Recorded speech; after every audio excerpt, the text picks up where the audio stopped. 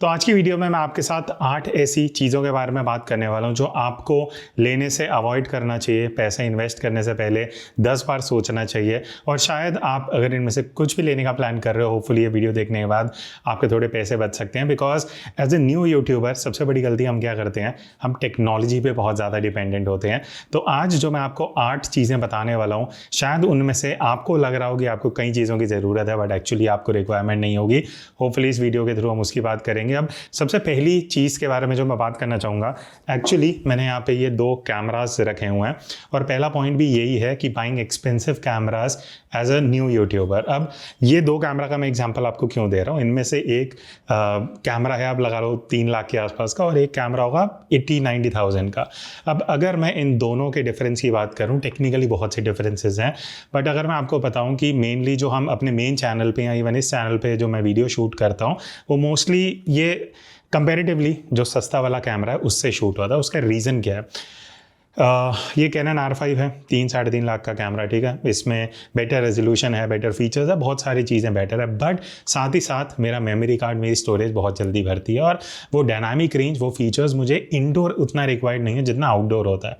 तो मेरे रिक्वायरमेंट के हिसाब से मेरा इस कैमरा से जो कंपेरेटिवली लेसर प्राइस है, इससे काम चल जाता है। तो अभी आप सोच रहे होगे कि ये कैमराज मेरे पास है तो मैं वीडियो किससे शूट कर रहा हूँ। तो पिछले कुछ वीडियोज़ मैं ये DJI Pocket 3 से शूट कर रहा हूँ, बिकॉज मैं ना बहुत ज़्यादा गियर डिपेंडेंट नहीं रहना चाहता, मैं एक्सपेरिमेंट भी करना चाह रहा था। और कहीं ना कहीं तभी मैं ये चीज़ आप लोगों को बता सकता हूँ कि अगर आप ये सोच के चल रहे हो कि एक प्रॉपर कैमरा होने के बाद ही आप बेटर वीडियोस बना सकते हो, ऐसा नहीं है। अगर आपका कंटेंट अच्छा है तो आपको कोई 10,000 के फ़ोन से भी अगर आप वीडियो बना रहे हो तो लोग देखेंगे, ठीक है, वो मैटर नहीं करता।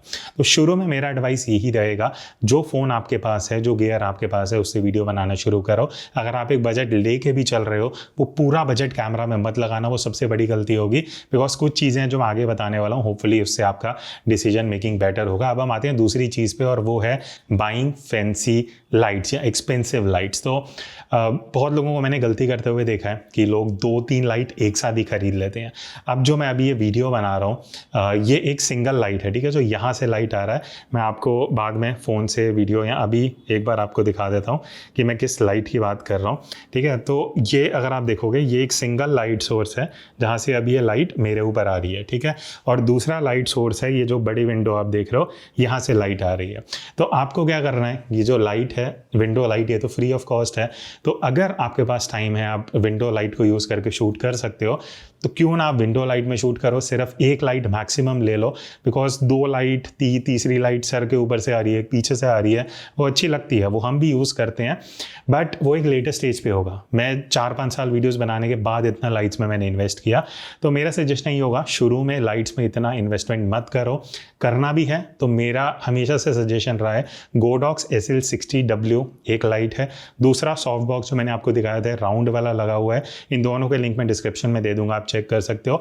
It is more than sufficient. और ये लाइट का जो कॉम्बिनेशन है, जितना मुझे याद है, आई थिंक 5 या 6 साल से मैं यही कॉम्बिनेशन यूज़ कर रहा हूँ और मेरे लिए बढ़िया काम कर रहा है और आपके लिए भी कर जाएगा। तो भले ही आप ये लाइट ना लो, आप विंडो लाइट में भी अगर शूट कर लोगे ना, तो भी आपको लाइट की ज़रूरत नहीं पड़ेगी। मेरा तो एक ही, मैं चश्मा पहनता हूँ तो ये रिफ्लेक्शन वगैरह आती है, इसलिए मैं डायरेक्टली विंडो में शूट करना थोड़ा अवॉइड करता हूँ। अच्छा, तीसरा पॉइंट जो मैंने लिखा था ना, वो बहुत इंपॉर्टेंट है। और मैं जब 1-to-1 सेशन करता हूँ अपना, जो यूट्यूबर्स मेरे साथ करना चाहते हैं इंटरेक्शन वगैरह, वो लिंक डिस्क्रिप्शन में है। एक सबसे कॉमन चीज़ जो मैंने नोटिस की है, लोग मुझे बोलते हैं, स्पेशली न्यू यूट्यूबर्स, कि बहुत से लोग एड्स रन करते हैं व्यूज़ लाने के लिए, न्यू सब्सक्राइबर्स लाने के लिए। जो मुझे लगता है सबसे पहली चीज़ है, अगर आप कर रहे हो, जो आपको स्टॉप करनी चाहिए, उस पर 1 और रुपया वेस्ट आपको नहीं करना चाहिए। बिकॉज देखो, सिंपल सी, मैं शायद पहले भी 1-2 बार वीडियोज़ में बोल चुका हूँ, सिंपल मैथ्स है। अगर मैं 100 रुपये डालूंगा तो मुझे 50 व्यूज़ आ जाएंगे, वही अगर मैं 1 लाख डालूंगा तो मुझे 50,000 व्यूज़ आएंगे। तो मैं तो जितना पैसा डालता रहूँगा उतने व्यूज़ आते रहेंगे, बट वो जो व्यूज़ हैं, वो हार्डली उनमें से 5% भी ऐसे व्यूज़ नहीं होंगे जो रेगुलरली मेरी वीडियोज़ वापस आके देखेंगे। तो वो सिंपल सी चीज़ है, मैं जितना पैसा डालूंगा उतने व्यूज़ आते रहेंगे, थोड़े सब्सक्राइबर्स आ जाएंगे, और मेरे हिसाब से मेरे लिए वो डेड सब्सक्राइबर्स हैं, बिकॉज वो ऑर्गेनिकली नहीं आए हैं। उन्हें ऐड में कहीं कोई वीडियो दिख गया, सब्सक्राइब दबा दिया, उसके बाद वो रिटर्निंग व्यूअर्स नहीं होंगे। तो मेरा एडवाइस यही है, अगर आप अभी जो वीडियो देख रहे हो, अगर आपको लगता है कि आप इसके थ्रू व्यूज़ और सब्सक्राइबर्स ले सकते हो, वो जेन्युइन सब्सक्राइबर्स नहीं है, आई थिंक आज से ही आपको वो प्रैक्टिस जो है वो बंद कर देनी चाहिए। अच्छा, तो अब थोड़ी सी माइक्रोफोन्स की बात कर लेते हैं। और अगला पॉइंट है भी है कि शुरू में इतने एक्सपेंसिव माइक्रोफोन्स में इन्वेस्ट करना आप अवॉइड कर सकते हो। अब देखो, ये वीडियो मैं उन व्यूअर्स के लिए बना रहा हूँ जिनके जो इतना बजट लेके नहीं चल रहे, बट उनके माइंड में है कि नहीं, एक बार पैसा लगाते हैं, शुरू करना है और यूट्यूब और ये वो।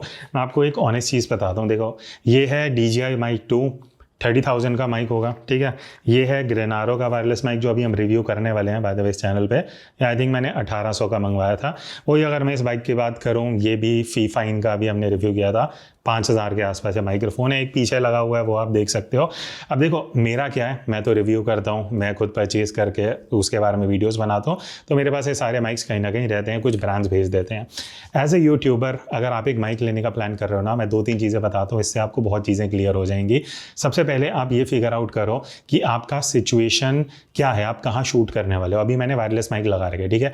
अब देखो, मैं वीडियो शूट करते करते पीछे जा रहा हूँ तो भी मेरा वैसा ऑडियो आएगा, मैं इधर फ्रेम से बाहर चले जाऊँगा तो भी ऑडियो वैसा आएगा, और अगर मैं थोड़ा सा पास आ जाऊँगा इस तरीके से तो अभी भी मेरा ऑडियो वैसा आएगा, बिकॉज ये माइक मेरे साथ जब तक रहेगा तब तक उतना ऑडियो आता रहेगा।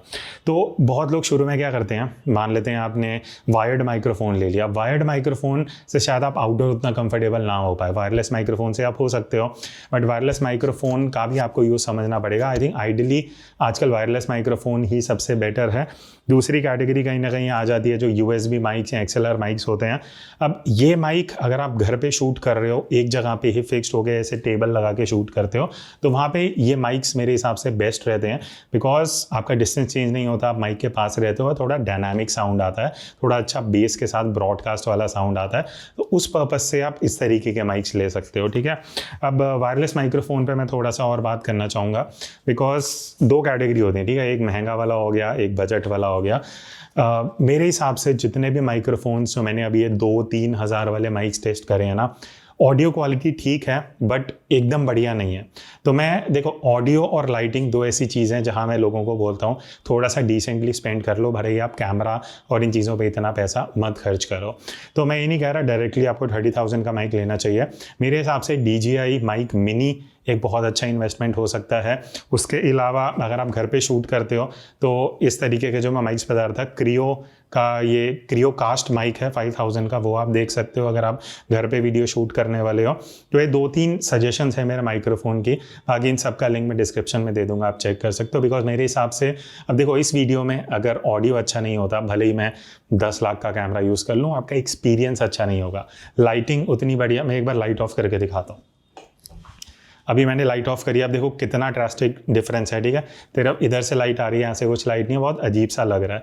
तो अब मैं वापस मैंने लाइट को ऑन कर दिया और आप देख सकते हो डिफरेंस कितना है। तो लाइटिंग और ऑडियो 2 ऐसी चीज़ हैं, अगर आप बजट लेके चल रहे हो, इनमें इन्वेस्ट करोगे तो कभी भी आप गलत नहीं जा सकते। अब अगला टॉपिक इंटरेस्टिंग है और वो है लैपटॉप वर्सेस PC।